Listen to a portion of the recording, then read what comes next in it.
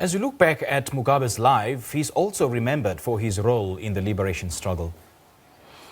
Well, Lesotho Prime Minister Thomas Thabane has described Robert Mugabe as a renowned son of Africa and freedom fighter. Thabane has credited Mugabe with ending colonialism in Zimbabwe and ushering in democracy in that country.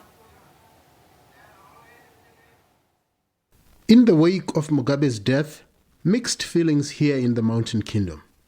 Many who knew him didn't expect him to ascend to the highest echelons of power. The instance of me coinciding with a formal meeting with him, was not at all in my mind. The person I was looking forward to hearing from him and being associated with was his compatriot, whose name was called Joshua Nkomo. It was mostly his interactions with frontline member states as a precursor to SADC that made an indelible impression. Yes, one instance which I remember very well happened during the time of states in the front line, which was designated or was a precursor to SADC. We paid a visit there, and I was called upon to accompany the then Prince Mohato and now His Majesty now. And this was 1987. With that visit, certain things were revealed to me that indeed we have a man in the political realm whom we could refer to as a projectionist, projecting the future of Africa. But we simply just equated him like any other leader who's messing up Africa, because now there was this question of what would happen to the land.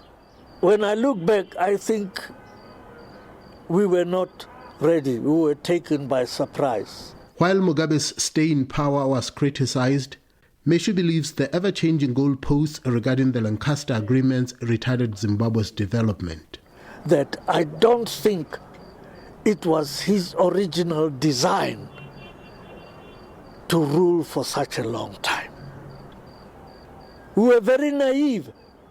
We were thinking that once a thing has been agreed upon, there was no other way it would be followed to the letter.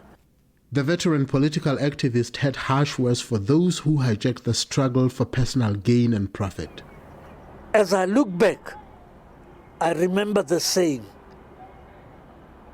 that was espoused by both Nkrumah, Mokgekge, Gabriel, Nyerere, and others. They said, we should not be impressed by people who drive around in very expensive cars.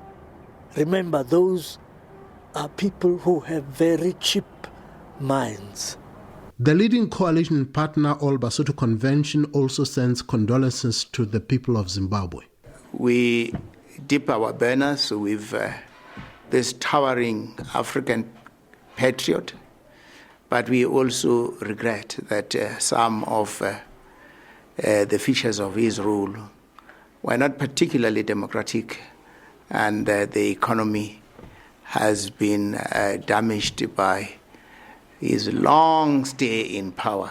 Surely for anyone to stay for 37 years in office is not exactly a feature of one covering himself in glory. We regret that part. Rapelang Khatebe, SABC News, Masego, Lesotho.